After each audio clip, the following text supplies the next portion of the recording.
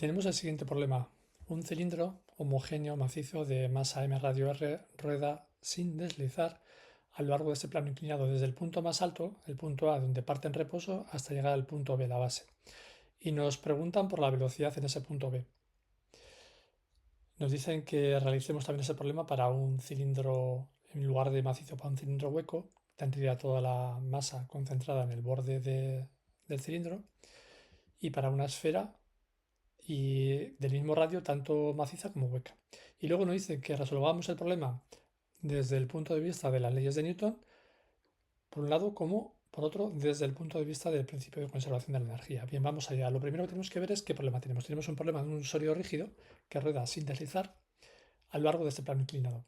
Como es un sólido rígido, ya tenemos que estar pensando en la... Vamos a empezar por la ley de Newton, segunda ley de Newton, la segunda ley de Newton aplicada al movimiento, al giro de un sólido rígido. Momentos de fuerza, momentos de inercia, aceleraciones angulares. ¿Qué ecuación es esa? Bueno, esta ecuación es la siguiente. ¿Qué ocurre en este problema? Antes de escribir la ecuación. Pues lo siguiente, que el eje de rotación del cilindro no es fijo. Va por el centro de masas, no es fijo, pero se mantiene en todo momento paralelo a sí mismo, con lo cual podemos aplicar la ecuación momentos, sumatorio, habría que poner aquí sumatorio de momentos de fuerza,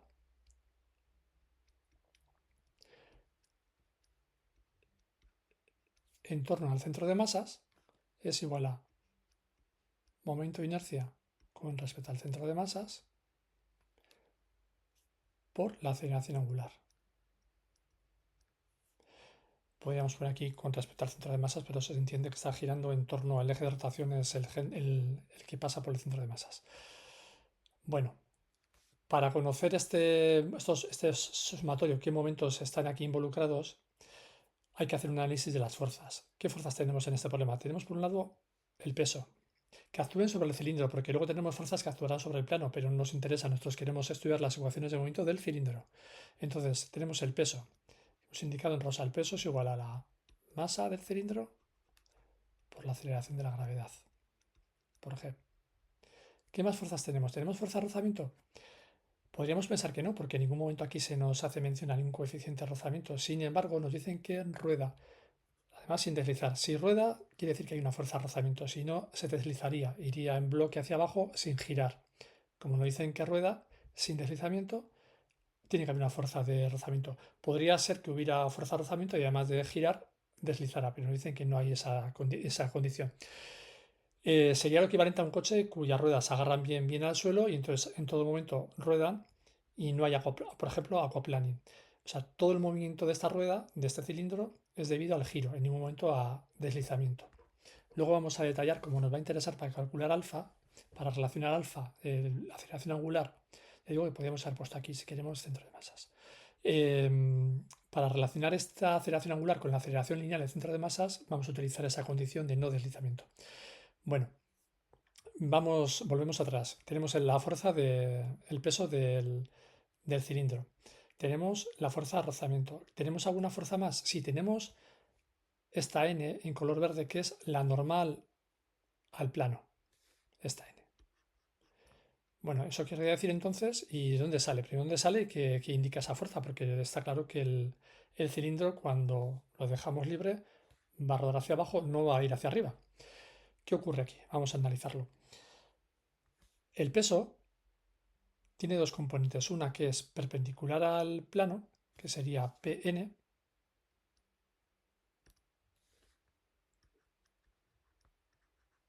Pn, está aquí, y una componente paralela al plano.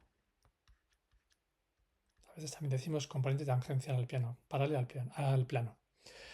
Bien, ¿qué ocurre? La componente normal, P sub n, lo que hace es apretuja, por así decirlo, al cilindro contra el plano y debido a la tercera ley de Newton, el cilindro reacciona con una fuerza igual y de sentido contrario, que es la fuerza N. Con lo cual, ¿qué ocurre? Que estas dos fuerzas, la N más la P, verifican que N más P, pero P normal, es igual a cero. Es igual a cero, por esto pongo vectores. Si no, si trabajo ya con módulos, diría que una es igual a la otra, pero sin más. N igual a lo que veamos que valga el módulo de Pn. Como estamos ahora con vectores todavía, los podría haber quitado, ponemos así la ecuación, que es como hay que escribirla. Bien, de acuerdo. Y esta es la condición que nos dice la expresión matemática del hecho que ocurre que el cilindro no sale volando, no se acelera hacia arriba. Parte del reposo en la dirección vertical y ahí va a seguir porque no hay una aceleración. Ni se apachurra contra el plano, ni se mete en el plano, por así decirlo, ni salta desde el plano. Una fuerza, la de la componente normal del peso y la reacción del plano se compensan una con la otra. ¿De acuerdo? Vale, ¿y cuánto valen estos pesos normal y peso paralelo? Vamos allá. El peso paralelo, el peso normal primero. Tenemos que el módulo este vector, el vector rosa P por M por G, si lo proyectamos en la dirección perpendicular al plano, lo que tenemos es que M por G por el coseno de este ángulo que es, este ángulo es θ, es el mismo ángulo que el ángulo de inclinación del plano. Entonces tenemos que M por G por coseno de ese ángulo es precisamente la componente normal al plano. O sea, componente normal es igual al peso por coseno de θ. O M por G por coseno de θ. ¿Y cuánto vale la componente paralela? Bueno, esta componente paralela la podríamos dibujar aquí, sea lo mismo, y entonces ahora tenemos que en ese triángulo rectángulo, esto es un ángulo recto, formado por la componente normal al plano, por la componente paralela y por el propio peso, vamos a pensar en segmentos de vector, ¿de acuerdo? En los módulos. Tenemos un triángulo rectángulo, entonces, ¿a qué es igual el coseno de este ángulo? Pues es igual a cateto contiguo, que sería la componente, perdón, ¿a qué es igual el seno? Sería cateto opuesto, que sería precisamente la componente paralela, entre hipotenusa, que sería todo el vector P. Traducimos aquí. Componente paralela es igual a P por seno de θ. Esto es M por G por seno de θ. Ya tenemos las dos componentes. La fuerza de rozamiento la vamos a dejar tal cual está. Vamos a poner fuerza de rozamiento. Roz. Enseguida vamos a ver por qué. De acuerdo. De todas estas fuerzas, hemos dicho que la normal no nos interesa porque está compensada con la componente perpendicular del peso. Tenemos que sobre el centro de masas sobre el cilindro actúa la componente paralela del peso y la fuerza de rozamiento. Pero de estas dos fuerzas, ¿cuáles ejercen un momento no nulo en torno al centro de masas? Pues la única va a ser la de fuerza de rozamiento. ¿Por qué? Porque la fuerza debida a la componente paralela del peso, que es P paralelo, esta actúa sobre el centro de masas. Luego su brazo de palanca es cero. Luego su momento es cero. Entonces, en todo ese sumatorio de aquí, la única fuerza que actúa, que es la que va a provocar el giro, es la fuerza de rozamiento.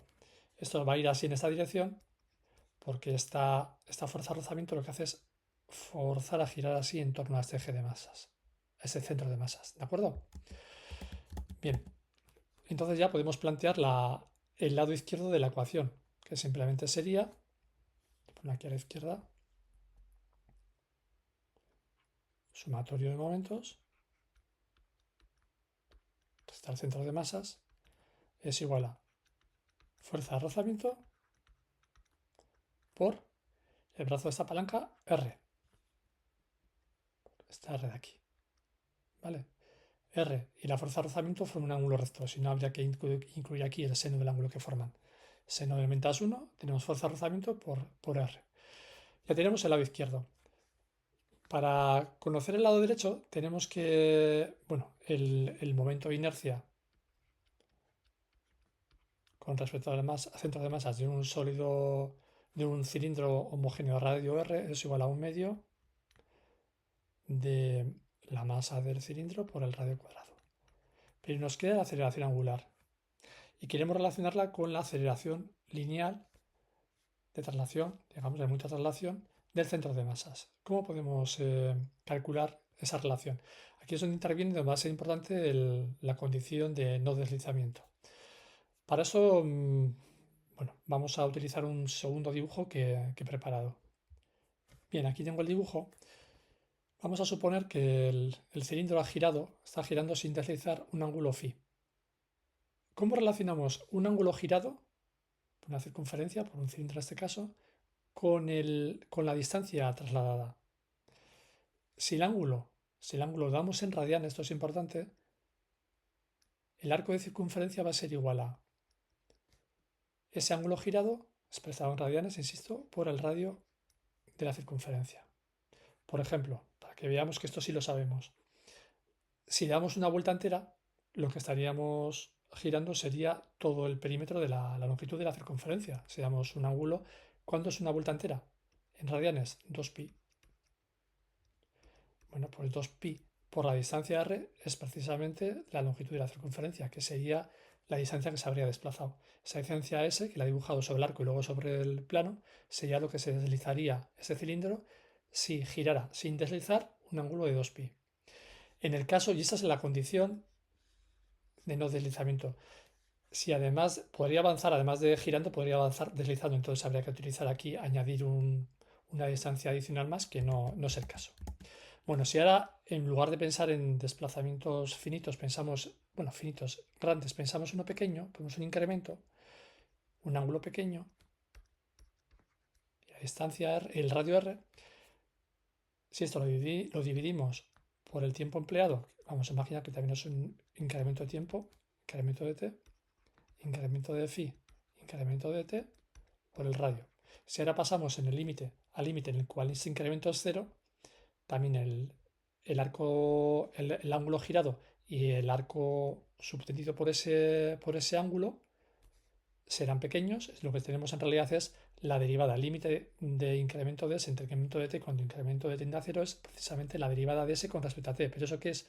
La derivada de la longitud con respecto al tiempo, la velocidad. Entonces tendríamos que la velocidad es igual a... Ahora, ¿eso qué sería? Velocidad angular, omega, por el radio.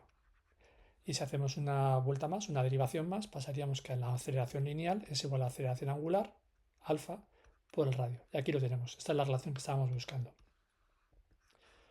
Podríamos dotar a esto de, como puede ser vectores, bueno, estos serían vectores, estos matemáticamente se llama un pseudovector, no nos importa ahora, pero podríamos hacerlo.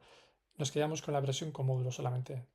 La aceleración lineal, que va a ser la del centro de masas en nuestro caso, es igual a la aceleración angular con respecto al centro de masas por el radio del cilindro. Esta es la relación que tenemos que emplear para, en la ecuación anterior, donde teníamos sumatorio de momentos, resultante de momentos de fuerza es igual al momento de inercia por aceleración angular. Ya podemos ahora sustituir aquí que este alfa va a ser igual a la aceleración lineal entre el radio. Y si sustituimos todo lo demás, ya vamos hacia adelante, hacia la solución de este problema. Borro esto de aquí y seguimos con lo que tenemos. Bien, aquí tenemos sumatorio de momentos de las fuerzas con respecto al centro de masas es igual al momento de inercia con respecto al centro de masas por la aceleración angular. Hemos dicho que la única fuerza que generaba momento con respecto al centro de masas, perdón, era la fuerza de rozamiento, y el momento era la fuerza de rozamiento por el radio, porque la dirección de la fuerza y el radio eran perpendiculares. Es igual a el momento de inercia de un cilindro homogéneo de masa m y radio r que gira en torno al centro de masas es igual a un medio de la masa por el radio al cuadrado. Y luego la aceleración angular es la aceleración lineal dividido por el radio. ¿De acuerdo? Bueno, pues aquí ahora que podemos hacer, simplificamos este radio, el cuadrado con el radio de abajo, radio de la derecha con radio de la izquierda, y tenemos que fuerza de rozamiento, perdón, es igual a medio de m por la aceleración del centro de masas. Y con esto nos vamos a quedar. ¿Por qué? Porque ahora vamos a necesitar una segunda ecuación, que es la ecuación de la segunda ley de Newton aplicada al centro de masas del cilindro. Vamos allá. Vamos a volver un poco para arriba para ver el dibujo. ¿Qué fuerzas actuaban sobre el centro, sobre el cilindro? Bueno, teníamos la componente paralela del peso, que hace que el cilindro vaya hacia la derecha, hacia abajo, y la que se opone, que sería la fuerza de rozamiento. ¿De acuerdo? Esas dos fuerzas son las que tenemos que actúan en esta dirección, la dirección paralela al plano, que es la dirección de movimiento del cilindro. Entonces, ¿qué hacemos ahora? Bueno, pues planteamos segunda ley de Newton. Color diferente. Componente paralela del peso, que era mg por seno de θ, que se pone la fuerza de rozamiento. Fuerza de rozamiento que es un medio, acabo de calcular aquí arriba, por m por la aceleración del centro de masas. Ya vemos que esto es diferente a los problemas habituales de una partícula, un cuerpo que cae, no un sólido rígido, que cae a lo largo de un plano inclinado y hay rozamiento, que eso estudiamos, la fuerza de rozamiento decíamos que era el coeficiente estático dinámico de rozamiento por la masa, por la gravedad, y como era la componente normal, solía ser por el coseno del ángulo que forma, bueno, el ángulo de inclinación del plano. En este caso no, en este caso la fuerza de rozamiento la hemos calculado de otra manera, a partir de la ecuación de Newton aplicada al sólido rígido. Y ahora vamos a la ley de Newton, pero aplicada a la traslación en vez de la rotación. Y lo que tenemos es sumatorio de fuerzas igual a masa del cilindro, por la aceleración del centro de masas. Estamos suponiendo que toda la masa, las propiedades del cilindro se concentran en el centro de masas. Bueno, pues ahora aquí vamos a despejar la aceleración del centro de masas, pero antes podemos simplificar quitándonos dividiendo todos los dos lados de la ecuación, por la m. Entonces tenemos que g por seno de θ, pasamos un medio al otro lado, pasa sumando, sería 1 más 1 medio, 3 medios. 3 medios de la aceleración del centro de masas. Y ahora, de aquí vamos a despejar aceleración del centro de masas. El 2 pasa multiplicando, el 3 pasa dividiendo, sigue intercambiando el lado izquierdo y el lado derecho y tenemos que 2 tercios por g por seno de θ. Y esta es la ecuación que nos va a ayudar a solucionar ya totalmente el problema. ¿Pero qué es lo que hemos deducido? Bueno, pues hemos deducido que el cilindro baja con una aceleración constante de este valor. Entonces tenemos que es un movimiento rectilíneo, es paralelo al plano, con aceleración constante, luego uniformemente acelerado, con esa aceleración. Como parte del reposo, y empezamos a contar distancias y tiempos de ese reposo, sabemos que las ecuaciones, vamos a ponerla aquí, bueno, sabemos que vamos a hacerlo primero como si lo supiéramos ya de memoria, que la velocidad que recorre, que adquiere un móvil con una aceleración constante cuando ha recorrido una distancia s es igual a 2 veces la aceleración por la distancia recorrida. Si no nos acordamos de esto, y esta a va a ser la de aquí, y la s va a ser la distancia que recorre del plano de arriba a abajo, y eso nos va a dar la velocidad cuando el centro está abajo. Bueno, si no nos acordamos de esta fórmula, voy a poner aquí arriba. ¿Qué tenemos? Que en un movimiento uniformemente acelerado, aceleración constante, rectilíneo, tenemos que la velocidad es igual a aceleración por el tiempo. Si partiera con una velocidad inicial, habría un v sub 0, pero en este caso nada. Y luego, el espacio recorrido es un medio de la aceleración por el tiempo al cuadrado. Si hubiera partido, contamos el tiempo cuando ya había un espacio recorrido, un s sub 0, y además parte con una velocidad inicial v sub 0, habría que sumarle esto. ¿Vale? Pero no es el caso. Bueno, pues de estas dos ecuaciones, si despejamos t en la primera y lo sustituimos en la segunda, llegamos directamente hasta enseguida en dos pasos, en una línea se hace. Llegamos a esta ecuación. Bueno, pues esta ecuación v igual a la raíz cuadrada de 2as es la que vamos a utilizar sustituyendo la a del centro de masas donde pone a. Bueno, pues vamos allá. Aprovecho aquí. Tenemos que v cuando llega a b va a ser igual a 2 por 2 tercios de g seno de θ y por la distancia recorrida. ¿Cuánto va la distancia? Podemos hacer aquí sin necesidad de volver arriba, vamos a dibujar el plano, la velocita. Bueno, esto era A, esto era B, de A a B será S, y esto era H, que era el dato del problema, no era S sino H. Bueno, de este triángulo rectángulo vemos que seno de θ es igual a cateto opuesto, H, entre cateto contiguo, S. Entre hipotenusa, perdón. Entonces, S es igual, espejo, H entre seno de θ. Si eso me lo llevo aquí, tengo, perdón, 2 por 2 son 4 tercios de G seno de θ, y ahora ese es H entre seno de θ. Simplificamos y nos queda el resultado que nos pedían. 4 tercios de G y de H, y por H. Eso sería el resultado. Bueno, eso es el resultado para el cilindro macizo y homogéneo. Ahora habría que calcular lo mismo para el... Bueno, podemos pasar primero a hacer el tema de energías y luego plantear para el cilindro hueco, que es lo que iba a decir, para la esfera maciza y para la esfera hueca. ¿De acuerdo? Vamos a seguir ahora enseguida con el tema abordado ahora el problema con el punto de vista de las energías. Pero una reflexión. Si el cilindro estuviera hueco, en lugar de macizo, toda la masa se concentra en el borde. Al calcular el momento de inercia, sabemos que los momentos de inercia es un sumatorio de las masas por la distancia al eje de rotación.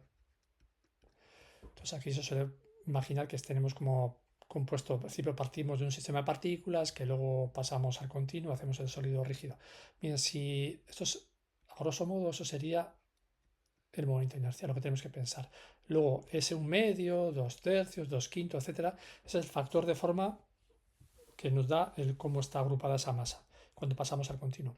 Bueno, si en lugar de estar distribuido uniformemente las masas está toda concentrada en el borde y la misma masa, quiere decir que todas las distancias estas de subida y todas las partículas del cilindro están más alejadas del eje de rotación en el caso de un cilindro hueco que en el caso de un cilindro macizo. Si nos dieran una I sub 1 y una I sub 2 y nos dicen una es mayor que la otra y nos dicen que, por ejemplo, vamos a pensar que I sub 1 es mayor que I sub 2 y nos dan aquí dos valores y nos dicen que calculemos esto mismo para un cilindro hueco, ¿cuál hay que coger?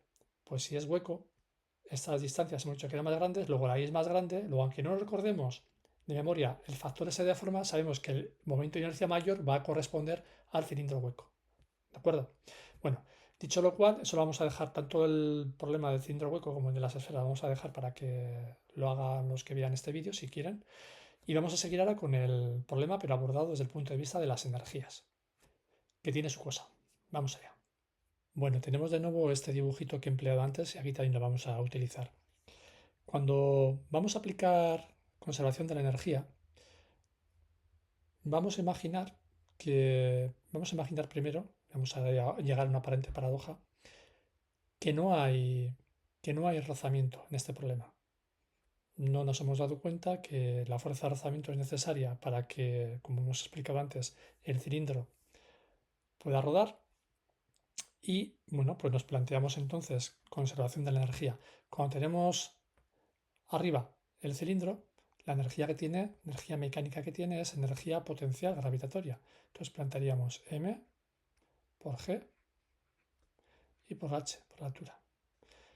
Y cuando está abajo, ¿qué tiene? Bueno, pues tiene, por un lado, tiene energía cinética de traslación, luego es un medio de la masa por la velocidad del centro de masas al cuadrado, más está girando.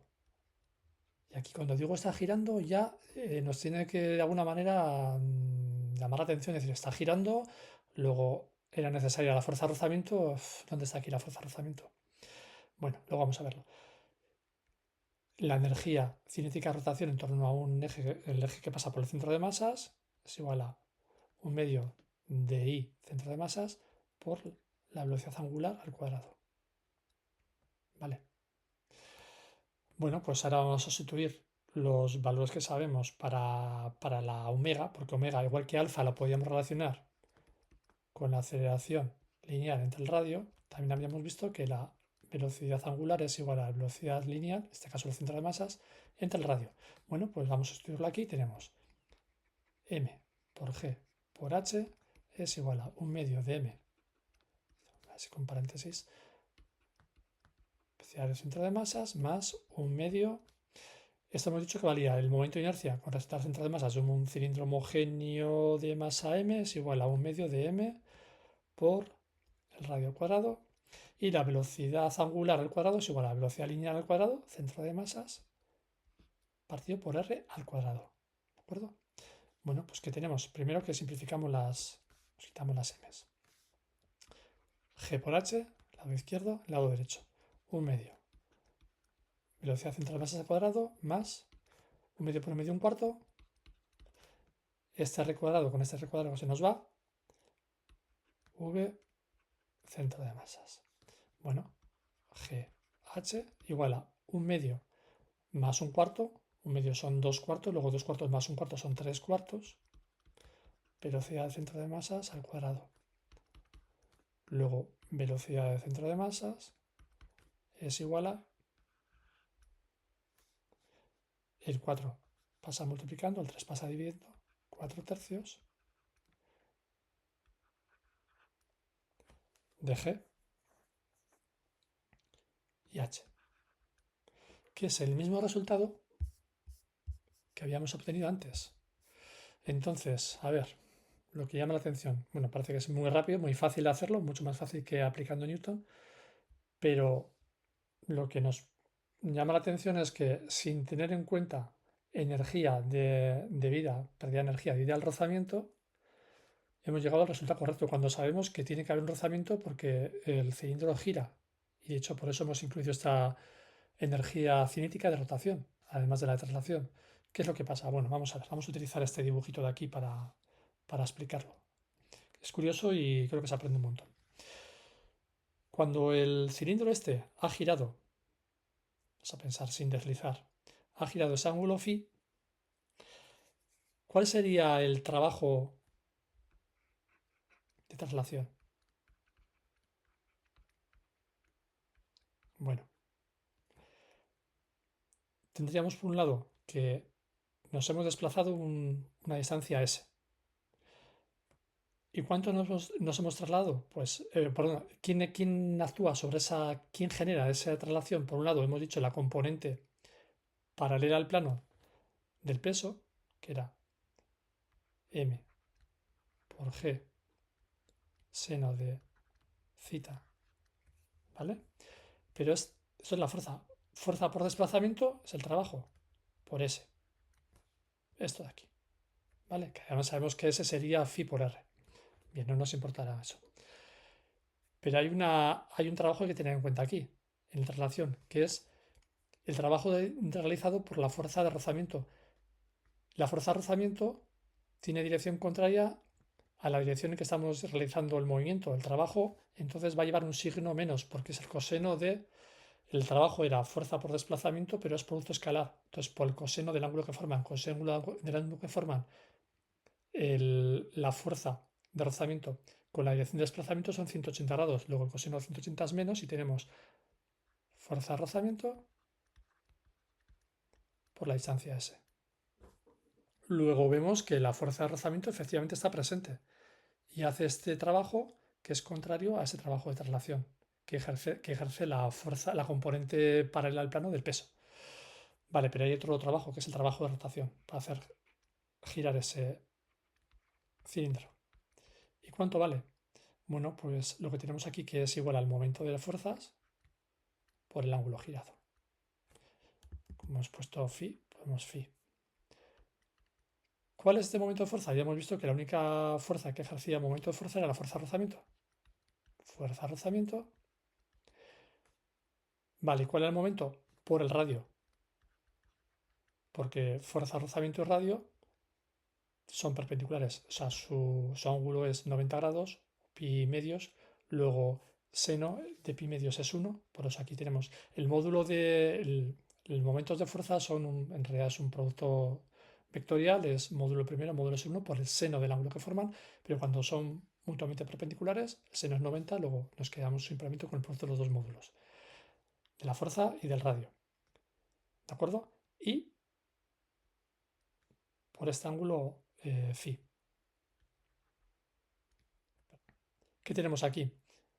Que R por phi hemos dicho que era precisamente S. Luego esto es fuerza de rozamiento por S. Esto es, cuando consideramos el trabajo de traslación, tenemos un signo menos asociado al trabajo de esa fuerza de rozamiento. Cuando consideramos el trabajo de rotación, la fuerza de rotación tiene un signo más. ¿Por qué? Porque para trasladar se opone al movimiento, mientras que para rotar ayuda al movimiento, de hecho lo provoca. Entonces, ¿qué ocurre? Que cuando tenemos el cómputo total de todas las energías de los trabajos involucrados, tenemos que el de rotación de la fuerza de rozamiento con perdón, el de traslación de la fuerza de rozamiento con el de traslación de la fuerza de rozamiento no se nos al revés. ¿Qué tenemos? Que el trabajo de la fuerza de rozamiento en traslación se compensa con el trabajo de la fuerza de rozamiento en rotación. Entonces es como si no estuviera. Sí que está, porque, insisto, si no, no podríamos escribir este término de aquí. ¿Por qué? Porque no habría rotación. Si no hay fuerza de rozamiento, no hay rotación. Bueno, pues esto sería. Y llegamos al mismo resultado que teníamos antes. De una manera más sencilla. Es más sencilla, pero este detalle se puede escapar y hay que explicarlo. Hay que decir por qué ponemos esto y dónde está la fuerza de rozamiento aquí. Entonces hay que explicar bien esto de aquí. Para acabar, un pequeño análisis cualitativo comparativo entre lo que pasa con el cilindro hueco y el cilindro macizo. El hacer los cálculos detallados, como hemos hecho para el cilindro macizo, para el cilindro hueco, para la esfera maciza hueca, es lo mismo, simplemente cambia el momento de inercia. Y lo que va a cambiar es ese factor de forma que en la expresión del momento de inercia acompaña al m por r cuadrado. En el caso del cilindro hueco, macizo, perdón, es un medio, y en el caso del cilindro, esto es macizo,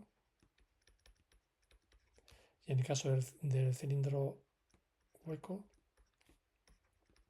es el doble. Vale, y esto viene de la expresión general para un sistema de partículas que hemos dicho antes. Al cuadrado, lo he puesto, ahora tengo la duda. Luego en la edición del vídeo lo reviso. Este es el sumatorio de las partículas y por la distancia al eje de rotación, que cuando pasamos de un sistema discreto de partículas individuales a un sistema continuo, pasamos el sumatorio a la integral y al final, cuando uno solventa esas integrales, llega en cada caso, dependiendo de la forma del cuerpo, pues en este caso a un medio y aquí a un 1. Bueno, ¿qué ocurre? Eso sería I macizo. Esto sería I, momento de inercia del hueco. Bueno, como el momento de inercia del macizo es menor que el del hueco, lo que quiere decir es que cuesta menos hacer girar este cilindro, el cilindro macizo, que lo que cuesta hacer el hueco. Cuando uno hace los cálculos, por ejemplo, por conservación de la energía, se hace muy sencillamente, se hace enseguida, tenemos que mg por h es igual a un medio, a cierta velocidad, v cuadrado, centro de masas, más un medio del I del momento de inercia, que en este caso es m por r cuadrado, no es un medio, sino que es 1, esto es un 1, ¿vale? Y era por la velocidad angular al cuadrado, pero la velocidad angular al cuadrado vuelve a ser velocidad del centro de masas al cuadrado entre radio cuadrado. ¿Qué hacemos aquí? Bueno, pues lo antes. Quitamos por un lado la m se va, tenemos este r cuadrado con este r cuadrado, y lo que tenemos es que gh es igual a un medio vcm cuadrado más otro medio vc cuadrado, vcm cuadrado, pues es igual a vcm cuadrado. Luego v del centro de masas es igual a raíz de gh. Para el caso hueco. Para el caso macizo era 4/3. Es como si aquí tuviéramos, en el caso del hueco, tuviéramos un 1 por g por h. Bueno, como 4/3 es mayor que 1, lo que tenemos es que la velocidad centro de masas,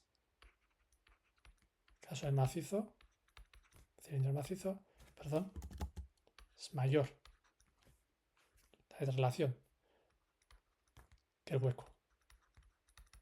Bueno, esto podríamos intuirlo a la vista de la forma de uno y otro cilindro, de que el hueco cuesta más hacerlo girar. Entonces, ¿qué quiere decir? Que la energía inicial, en el caso del macizo, como cuesta hacerla girar menos, podemos invertirla en hacerlo desplazarse más rápidamente. Mientras en el caso del hueco nos cuesta más el hacer girar. Entonces hay parte de esa energía inicial que se va a ir, se va a gastar o emplear, distribuir en esa parte que es la de rotación. ¿De acuerdo? Que cuesta más hacerlo rotar, hacerlo girar. Bueno, eso sería un análisis cualitativo lo que cabría esperar de estas velocidades. Si hacemos las cuentas vía principio de conservación, enseguida llegamos a esta solución de aquí, que es muy sencilla. Pero recordamos que para aplicar así el principio de conservación, antes hay que hacer un análisis, esto de aquí. ¿Qué pasa con el trabajo de las fuerzas no conservativas, de las fuerzas de rozamiento? En la traslación y en la rotación? Y por qué uno y otro trabajo, esas aportaciones, tienen signo contrario, entonces se compensan, se cancelan una en la otra, y es por eso que cuando aplicamos energía inicial igual a energía final, cuidado, nos estamos comiendo estos dos términos porque uno y otro se cancelan. ¿De acuerdo? Venga, pues esto es todo.